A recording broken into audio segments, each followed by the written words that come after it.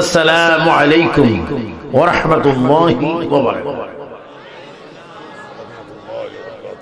সময় যেহেতু বরকত, আমাকে সভাপতি করেছেন আমার বাবা ওসি মুর্শিদ। আমি গত রাতে সাতক্ষীরা ছিলাম, সেখান থেকে 3 ঘন্টা জার্নি করে ফ্লাইট ধরলাম যশোর, যশোর থেকে ফ্লাইটে ঢাকা, ঢাকার থেকে পর্যন্ত এসে আবার আমাকে এখান থেকে দেবিদ্যার প্রোগ্রামে যেতে হবে। তো আমার পরে বিশ্ববিখ্যাত আলেমে দ্বীন আল্লামা নূরী সাহেব আসবেন, ওনার তাকরীর শুনবেন, অন্যান্য অতিথিবৃন্দ বয়ান শুনবেন। তো প্রথমে 13তম সুন্নি সম্মেলনে আমার বক্তব্য শুরুতে আল্লাহর প্রশংসা করছি, যিনি আমাদেরকে দীর্ঘ 1 বছর পরে আবার সেই মাদ্রাসা মাঠে শ্যামবাড়ি এই আপনার ইসলামিয়া দাখিল মাদ্রাসা ময়দানে এনেছেন, বসেছেন প্রিয় হাবিব আকরাম নূর মুজাসসাম ফখরে আদম, যিনি মক্কি ও মদনী হাশমি ও কুরাইশি, যিনি तमाम আম্বিয়া کرامের ইমাম, যিনি সকল সৃষ্টির মূল, যিনি আল্লাহ তাআলার বন্ধু, যিনি আমাদের সকলের আপন জন, যেখানে কেউ আপন হয় না, যেখানে কেউ খোঁজ খবর নেন না, সেই কবর ও হাসর মিজানে যিনি খবর নেবেন, সুপারিশ করবেন, আমাদের জন্য আল্লাহর পাকের কাছে সিজদায় পড়বেন, সেই আমাদের আকা, যিনি সবসে আউলা ও আলা हमारा नबी, सबसे बाला व आला हमारा नबी, सारे ऊंचू से ऊंचा सब्जी है जैसे है वह ऊंचू से ऊंचा हमारा नबी, সেই নবী মুহাম্মদুর রাসূলুল্লাহ সাইসনামের কদমে চরণে জানাই হাজারো লাখো কোটি করোড় সালাত ও সালাম। চিৎকার দিয়ে বলুন আলহামদুলিল্লাহ, আলহামদুলিল্লাহ। একটা আওয়াজ দশটা পাবলিক বাবা ওসি মুর্শিদ, কিছুক্ষণের মধ্যে তুমি খানা বন্ধ করে দাও। আমি দেখেছি এখান থেকে খানার এখানে অনেক লোক বেশি শুধু খাইতে চায়, খানা তো একবার হবেই তো বার। যে আমরা এক ঝাঁক মানুষ আজকে এখানে এসেছি, আমাদের জানা উচিত আমরা জীবন থাকার কারণে মাহফিল পর্যন্ত পৌঁছে গিয়েছি, কিন্তু কোন মুহূর্তে কখন মৃত্যুর পরওয়ানা আমার আপনার প্রতি জারি হয়ে যায় সেটা আমরা জানি না। উচ্চ স্বরে বলেন, জানেন কে?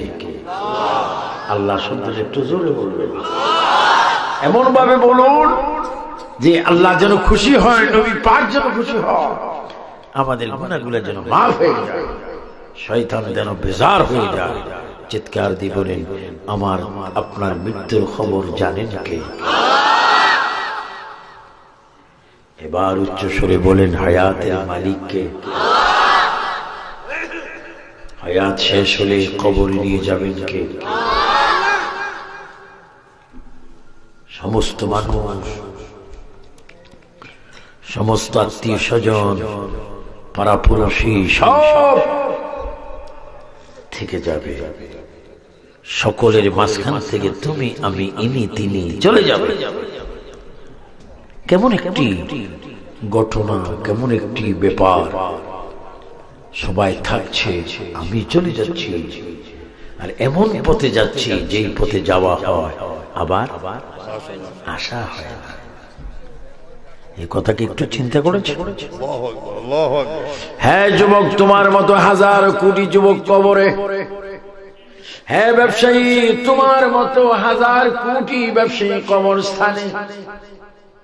হ্যাঁ member, chairman, master, head teacher, professor, সর্বস্তরের মানুষ চিন্তা করে দেখো, তোমার মতো কত ব্যক্তি, কত নারী, কত পুরুষ, কত যুবতী, কত যুবক কবরে। এবার সবাই চিৎকার দিয়ে বলো, তোমারও আমারও কবর যাওয়ার প্রোগ্রাম আছে কিনা? কেমন একটি প্রোগ্রাম! 6 ছেলের সামনে বাবা মারা যায়, 3 ছেলের সামনে বাবা মারা যায়, বাবার সামনে ছেলে মারা যায়, ভাইয়ের সামনে ভাই মারা যায়, আত্মীয় স্বজনের সামনে মারা যায়, কেউ যায় না, কেউ যায় না, কেউ যায় না। এমন একটি সফর যেটার আয়াতের মধ্যে আল্লাহ বলেন কুল্লু নাফসিন যায়কাতুল মাউত। একটা আয়াত পেলাম, আমাদের মৃত্যু হবেই হবে, কোনো সন্দেহ নাই। কিন্তু আল্লাহ তাআলা অন্য আয়াতে বলেছেন ওয়ালা তামুতুন্না ইল্লা ওয়া আনতুম মুসলিমুন। একদিকে বলা হলো আমরা মরে যাব, নিশ্চয় আমাদের মৃত্যু হবে, এর মধ্যে কোনো সন্দেহ নাই। আবার অন্য আয়াতে মালিক বলতেছেন বান্দারে তুই মরবি, অবশ্যই মরবি, কিন্তু ততক্ষণ পর্যন্ত তুমি মৃত্যুবরণ করো না যতক্ষণ তুমি মুসলমান না হবে। আমার কসবা থানার শ্যামবাড়ির আমার বাবা মুর্শেদ ওসি মুর্শেদ রাব্বা আমার এই সালে সওয়াব মাহফিলে আগত মেহমানরা সবাই একটু চিল্লিয়ে বলো, আমরা কবরে যাওয়ার আগে মুসলমান হতে চাই কি চাই না? 2 হাত তুলে বলুন চাই কিনা। এবার বলুন আমাদেরকে মুসলমান বানাইবার মালিক কে? আমাদের ঈমান হেফাজত করার মালিক কে? আমাদের আকীদা মজবুত করে দেওয়ার মালিক কে? বলো আমরা জিকির করব কার? আমরা সিজদা করব কাকে?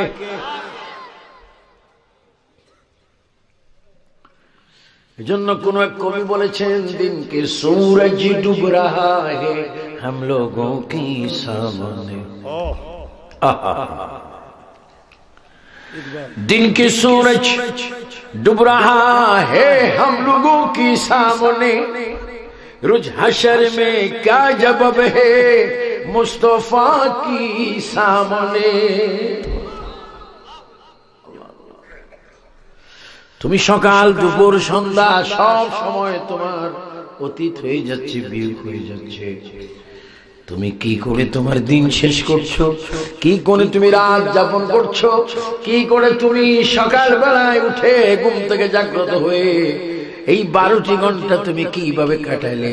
রাত্রের 12 ঘন্টা কিভাবে কাটালে? একদিন যখন তুমি হাসরের ময়দানে উঠবে আমার দয়াল নবীর সামনে তুমি কি জবাব দিবে?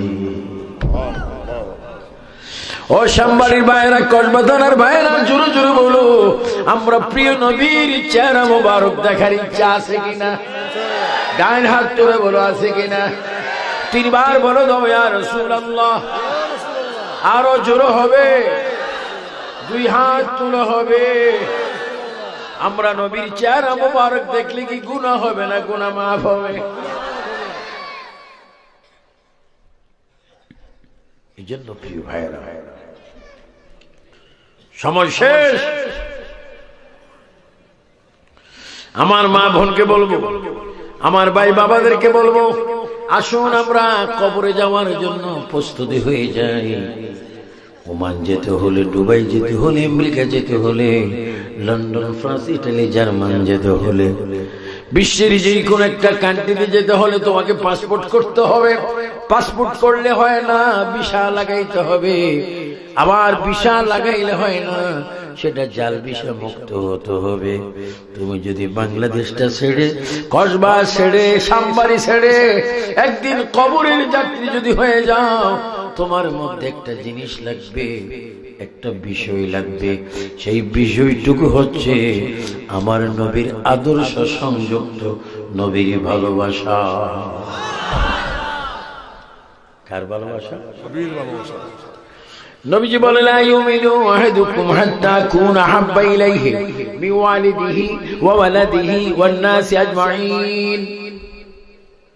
কত সুন্দর কথা! নবীর হাদিসগুলি যদি আমরা একটু ফলো করি, নবীর হাদিস মোতাবেক যদি আমরা চলি, আমি একটা কদম দিব, এই কদমটা আমার কতটুকু নেক হবে, কতটুকু গুনাহ হবে আমাকে একটু খেয়াল করতে হবে। মসজিদের দিকে যদি যাও সওয়াব পাবে, সিনেমার দিকে যদি যাও তুমি গুনাহ পাবে। এবার জোরে জোরে বলো, আমরা কি সিনেমার রাস্তা চাই না মসজিদের রাস্তা চাই? মসজিদের রাস্তায় মসজিদে আল্লাহ আছে কিনা? আর সিনেমায় কে আছে? জোরে বলো না, কে আছে? তোমরা কি শয়তান ওয়ালা না আল্লাহ ওয়ালা? কে কে আল্লাহ ওয়ালা? একটু দুই হাত তোলো, দুই হাত তোলো, দুই হাত তোলো। জোরে আমরা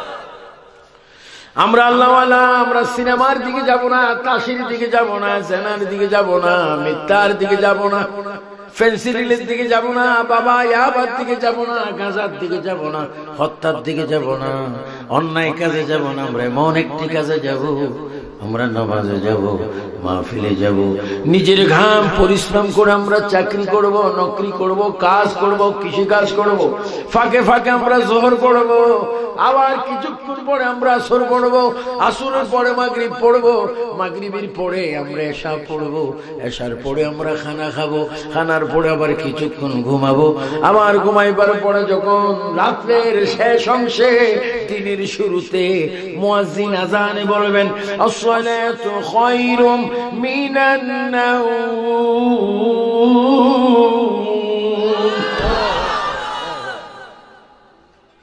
ঘুম হতে নামাজ ভালো, ঘুম হতে নামাজ ভালো। এই জন্য আমি প্রায় বলি, কালকে আমি সাতক্ষীরা বলেছি নলতা দরবারে, যদি চাও তুমি বলবে কথা আল্লাহর সাথে, তবে ভাই তুমি প্রতি ওয়াক্ত নামাজ আদায় করো নবীজির মোহাব্বতে।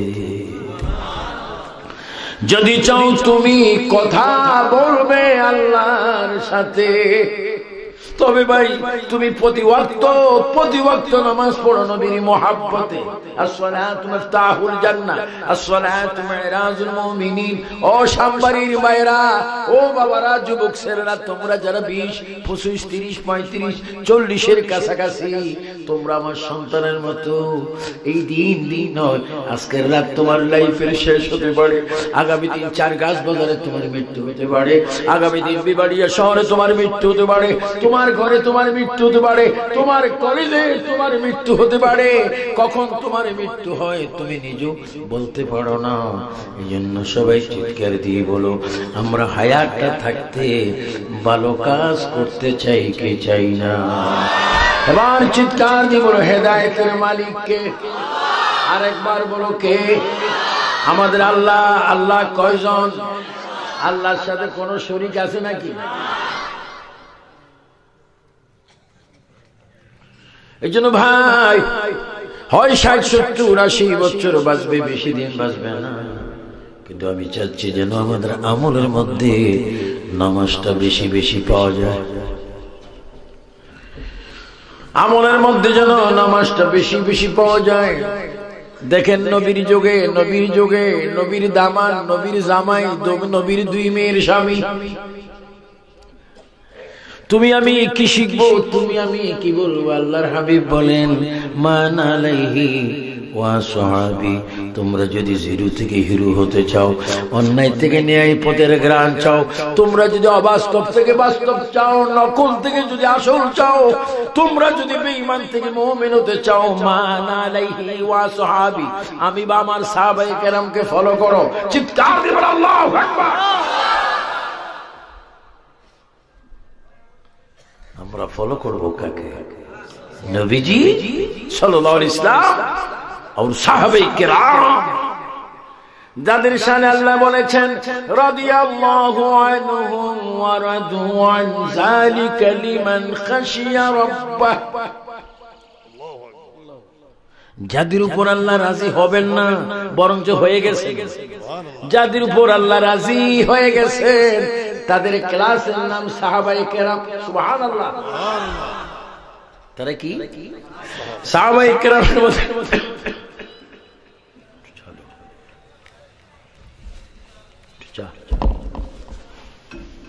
সাহাবায়ে কেরামের মধ্যে লক্ষ অধিক সাহাবায়ে কেরামের মধ্যে শ্রেষ্ঠ 4 জন সাহাবী ছিলেন।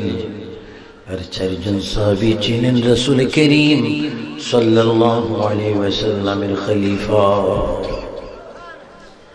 এদেরকে বলা হয় খলিফাতুর রাসূল। কি খলিফাতুর রাসূল? আল্লাহু আকবার। মাশাআল্লাহ, প্যান্ডেল হাউস হয়ে গেছে। আমি যখন ঢুকতেছিলাম জিরো হিরো হয়ে গেছে।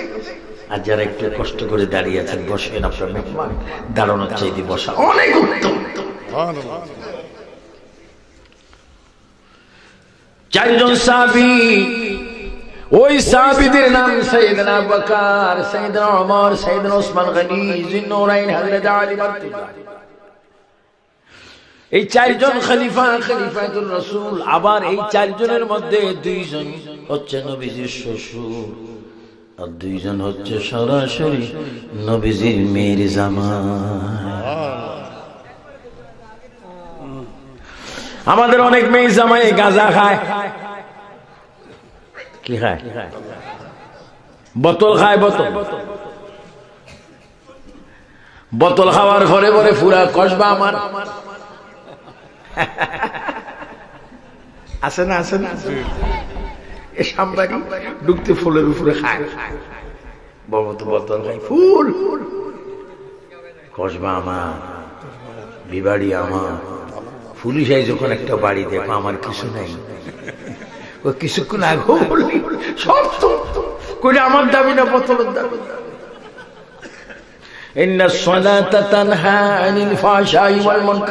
ও যুবক, তোমার জীবন সোনালী জীবন। ও যুবক, তোমার জীবন গোলাপি জীবন। ও যুবক, তোমার জীবন এমন হীরা মুক্তা জীবন। তুমি নামাজ পড়ো, নামাজ পড়ো, নামাজ পড়ো।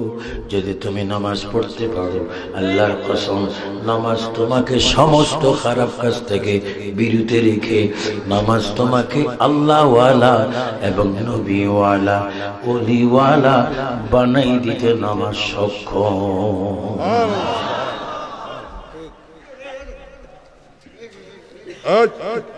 যুবকরা, ও যুবক, একটু আওয়াজ দিয়ে বলি নামাজ চাই কিনা। আওয়াজটা আর একটু বজ্রকণ্ঠ হবে, এমন ভাবে আওয়াজ দাও যেন শয়তান দূর হয়ে যায়।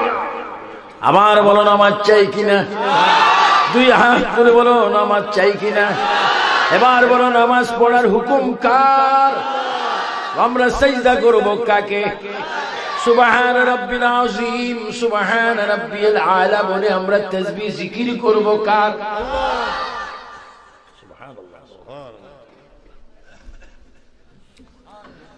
ভাইরা আমার, আল্লাহর প্রিয় নবী, তু জাহানের বাদশা নবী, নূরানী নবী, কামলিওয়ালা নবীর চারজন খলিফা। মাঝখানে একটু আকীদার কথা যদি সভাপতি হিসেবে না বলি, আল্লাহর আদালতে আমাকে জবাব দিতে হবে। সবাই জোরে বলেন, মুহাব্বতে বলেন, আমাদের প্রিয় নবী মুহাম্মদ সাল্লাল্লাহু আলাইহি ওয়াসাল্লাম নূরানী নবী, নূর নবী। এটা আপনাদের বিশ্বাস হয় কিনা?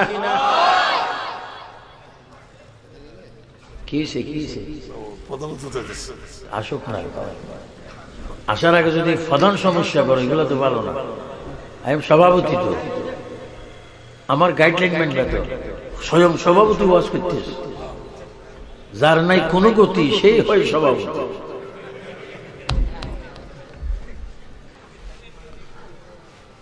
যত মেহমান আসবে অগ্রিম তাদেরকে ওয়েলকাম। আমিন বলুন। কারণ সময় কম, তো আমি চলে যাচ্ছি। গভীর মনোযোগ। নবীজির চারজন খলিফা।